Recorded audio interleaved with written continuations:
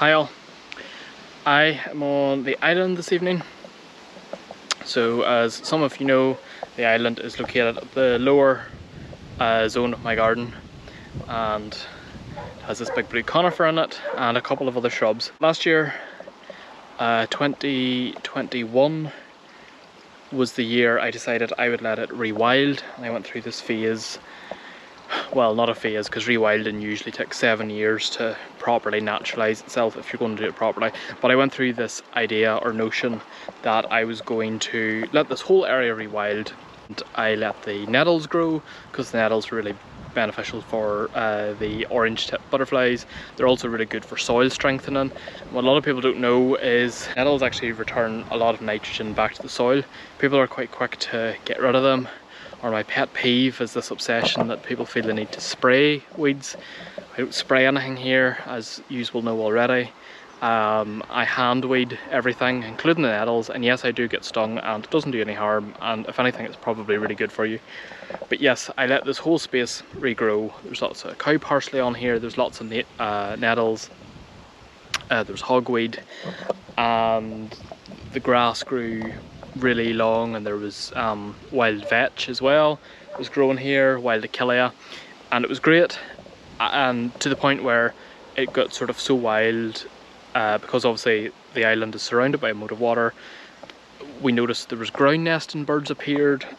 We had a family of wagtails that didn't have not only one but two nests on here, and wagtails are quite a particular bird about where they decide to lay and where they decide to rear their young, and because they nest on the ground, obviously most birds nest in trees. That can be quite dangerous for them because they're more liable to other animals of prey, but of course by doing so on the island, because they were away from I suppose there was no risk of any predators. Foxes can't get on here, cats can't get across here, they were totally safe. So those were all the good points of it. The negative points of it was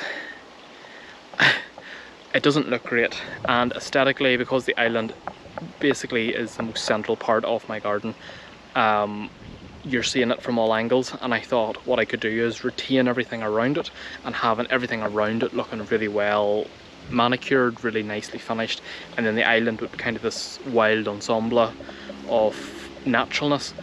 And don't get me wrong, I did love it actually. There was no reason I suppose to do away with it, but I think because I started planting a lot of these plants, like this conifer, like the rhododendrons, the cornus, there's a couple of perennials and stuff planted on here as well.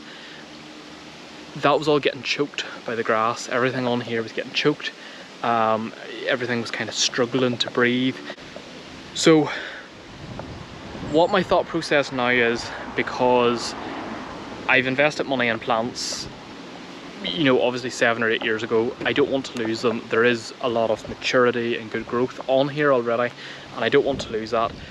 This evening I brought across loads of bags of bark, about half a ton of bark. That's all I could get my hands on. And the reason, normally I would get bark loose, and I would always say if you're getting bark, get it loose. There's a really good supplier near me that delivers bark, and they send it in a tipper lorry, which is fantastic. The driveway is asphalt, so it was really handy because I can get a tip there and then I can shovel it wherever I want it with the wheelbarrow. But on this occasion, bagged was easier because I can only access the island via a plank, which has a crack in it, and any one of these days is going to bow and I'm likely going to end up in the water. So if I get that on footage, that would be hilarious. But yeah, so I brought it all across and I've started to put it under some of the shrubs. So you can see here the blue conifer has loads of bark underneath, as do the rhododendrons.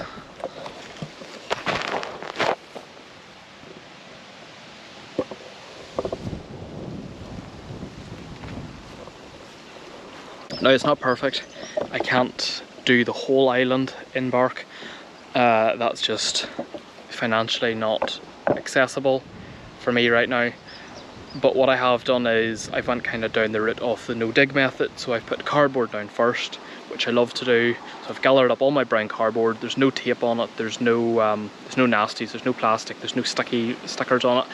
I took all that off, and I just keep the brown cardboard, and I've put all that down around the areas that I don't want the weeds to grow. And then on top of that, the cardboard, by the way, was slightly damp, and it is worth pointing that out. If you do put cardboard down dry first, it is beneficial to wet it. Just so it gives the bark some sort of stability to stick to. Just conscious the wind's picking up here, so it might destroy the audio a wee bit.